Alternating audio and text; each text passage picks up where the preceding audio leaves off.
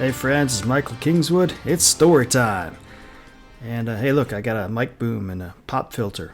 Trying to make sound better around this thing because why not? Might as well be professional for a change. So I'm going to keep this one pretty short. Got later in the week recording this than I wanted to be. So I'm just going to do one chapter of the Pericles Conspiracy today. But I wanted to let you know that, hey, something special is going on tomorrow. And as a result, I'm going to do something special for all you guys, too. The special thing is, it's my birthday. Hey, I'm a year older tomorrow on the 9th. And I got to thinking, what could I do for my listeners and podcasters and readers? It's like, I know, I'll make a coupon code. Or I had SSN Storytelling make a coupon code. So, starting today, the 8th, and going through the 16th, it's 20% off any title from the SSN Storytelling web store. Because I love you and want you to be happy, and the folks at SSN Storytelling agree. SSN Storytelling agree with me. So, go check out all the titles, pick up the ones you want, get a discount. It's even better. Especially since I have 2 new titles up. I've got, I already told you about Doppelganger, the story I did for the Infinite Bard. That's up there, and all the other retailers out there. And audiobook, yes, audiobook, because I recorded an audio version of it, and ebook form. Also, my newest one was put out about a week ago. Is finally finished publishing through the various channels. Is up there. It's called Final Extraction. It's a military science fiction story. It's also an ebook and audiobook. Every retailer you can find, and on the SSN Storytelling web store, since of course they're awesome, and that's because I'm associated with them. That's the reason why I'm associated with them, is because they're awesome. But anyway, so that's what's going on in the writing world. It's the Sunday, the 8th of September, week 21. I have not yet finished my week 21 story yet, but I will. In fact, I'm just taking a brief pause in writing it right now in order to record this because I needed to. Okay, so we'll keep it short this week. Just one chapter. Sorry about that, but that's how it works sometimes. We'll do 2 next week. All right, so we'll get started here in a second. Hope you enjoy it. I'll talk to you on the flip side.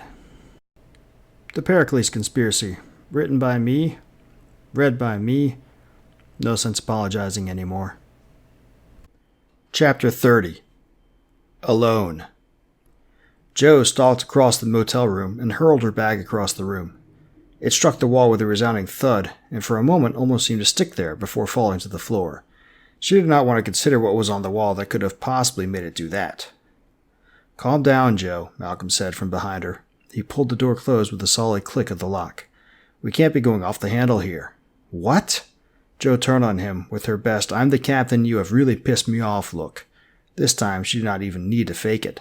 She was gratified to see him recoil a bit. "What did you say?" Malcolm raised his hands in front of himself in a placating gesture. "If we're going to get through this, we need to be calm. Think things through. I can—" "Stow it! Just stow it, Malcolm!" Joe was half inclined to march over there and smack him silly. This was all his fault. All of it. If he hadn't gone and what? Tried to do the right thing? Snarling, Joe forced that little voice in her head away before it stole her fury. Anger was all that kept her going right then. She needed it. Malcolm just looked at her silently, his face smooth, but his eyes told a different story. He was stricken to the core, and beyond his fear she could see guilt and concern. For her well-being, she was sure. Joe's momentary fury at him left, and she slumped down onto the edge of the bed. It was hard as a rock. Typical. "What are we going to do?" she asked, and inwardly cringed at the despair, the hopelessness that she heard in her own voice. "I gave up my career, my life, for this, and now it's over?" Horrified, Joe heard her voice break at the end. She was not going to cry. She had not cried since her father died, and she had promised herself. She could not help it. Tears welled up, and she could not suppress a sob. That first one unleashed the floodgates. She sagged down, cradling her face in her hands, and wept. She wept for herself, for Malcolm, for the helpless babies that were being destroyed, for everything. At some point, Malcolm sat next to her on the bed and pulled her close. She fell asleep, weeping on his shoulder. The next morning dawned clear, with only a few high-stratus clouds and an otherwise pristine sky. Any other day, Joe would not have noticed so much, But today, the beauty of the new day kindled something within her. Looking out the motel window toward the sun as it slowly peaked above the mountains to the east, Jo felt despair and grief from the previous night wash away. Yesterday had been horrible, yes, but today was a new day and could be better. She turned away from the window and sipped at her coffee. Malcolm had slipped out before she woke and returned with it, along with bagels, and found herself wishing the same could be said of the motel room. It still sucked. She had thought the motel they crashed in with Raoul was bad, but at least that place had been cleaned sometime in the previous year. This place stunk to high heaven and had dust on every horizontal surface. If she had been in a state to notice it last night, there is no way that she would have consented to stay there. She felt grimy just looking at the room, and she did not want to think about using the shower. There was no telling what had taken place in the bathroom of a place like this. But there had been little choice last night. By the time Pedro's men were finished with them, it was late. They could either use this place or wander around for a while, trying to find someplace else. That prospect was even more unappealing than the conditions of the motel. All the same, it was a good thing they weren't staying. Okay, what's the plan? Jo had a couple ideas, but none of them were very appealing or likely to succeed. Hopefully Malcolm had come up with something. He rolled his shoulders in an almost shrug. First, we need to find a place where we can stay for a while, settle in. Then, he ran one hand through his hair in the same way he did back as a non-qual on his first Starliner when he could not answer his superior's question. Then we find some more support. Oh great, he had no more of a clue what to do than Jo did, and between the two of them, he was the expert in the underworld. They were so screwed.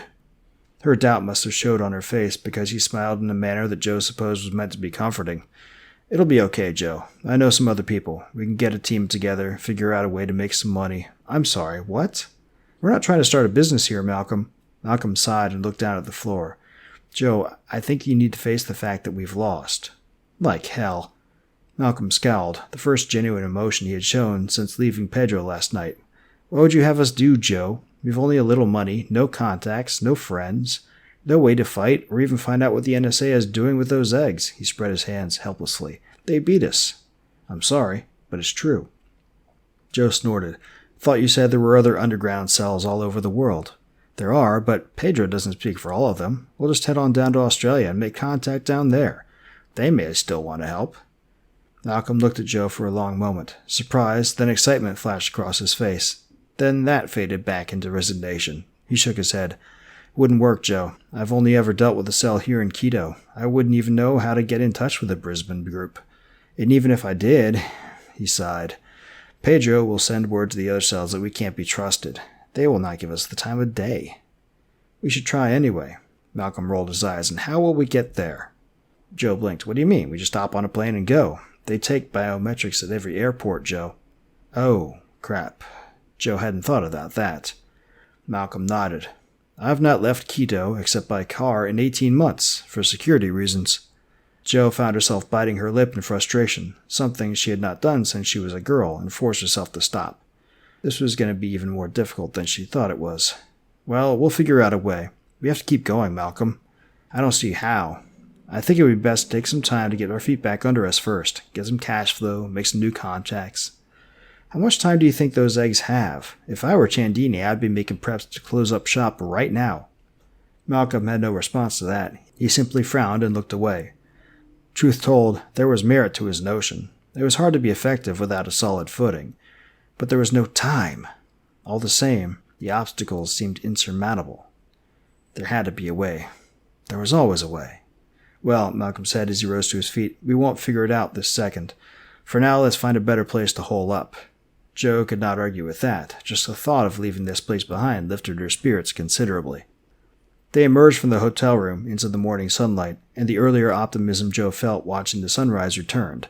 She slung her bag over her shoulder and inhaled deeply, reveling in the fresh morning breeze for a moment, letting her mind go while Malcolm went to the motel office to settle the bill. The motel was nondescript, easily exchanged with any of a million similar places, except for its level of upkeep. Just a few rooms with doors opening into a small parking lot, and the office at the far end. At this time in the morning, the parking lot was next to empty, and Jo imagined most of the rooms were as well.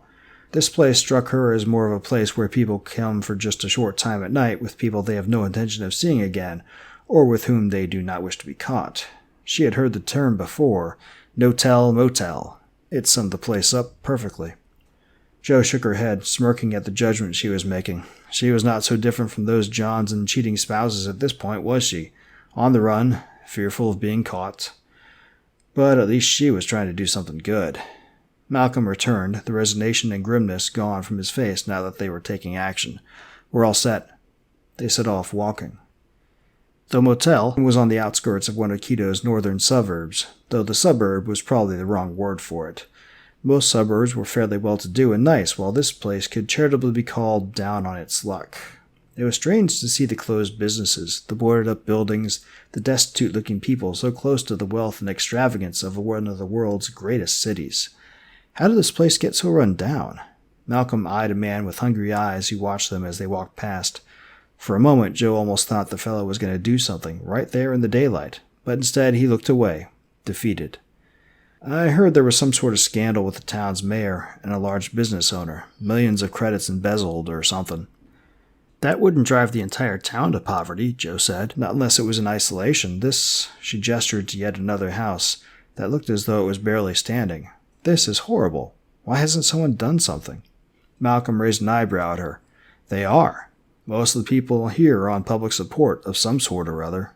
The local Chamber of Commerce is trying to encourage businesses to return, but it takes a lot of encouragement to get someone to be the first to go into a situation like this," Jo finished for him.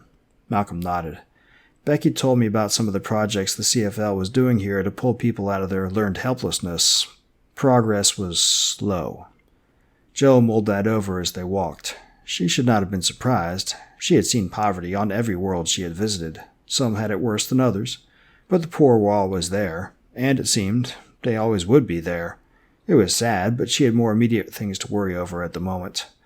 After a couple of kilometers, they came to an intersection with a larger road and turned south. It took a moment, but Jo realized it was Highway 35. "Is that safe house you mentioned before near here?" Malcolm looked sidelong at her, confused for a moment. Then he blinked in surprise. He looked around at the buildings and signs on the road and grinned. "It is. About 5 clicks ahead and then another couple kilometers. To the left." "Is it continuously manned, or just available for whomever needs it?"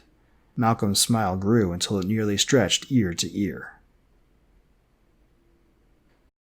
"Well, life sucks. You don't have any friends, no contacts, very little money. Might as well crash on your old friend's safe house, I guess." Well, that's how it goes.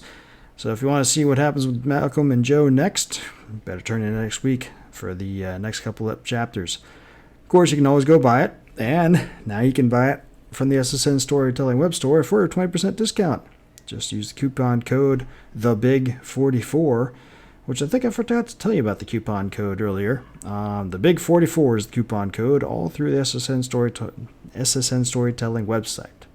That will get you 20% off of any of the books on there in whatever format. And why the Big 44? Well, guess how old I am tomorrow. Great. Anyway, I hope you liked this chapter. Go buy the book. Go tell people about the book. Leave reviews if you've read it. And like and subscribe to the podcast and the video channels. And come back and see me next time. Till then, you know what I say. Don't do anything I wouldn't do.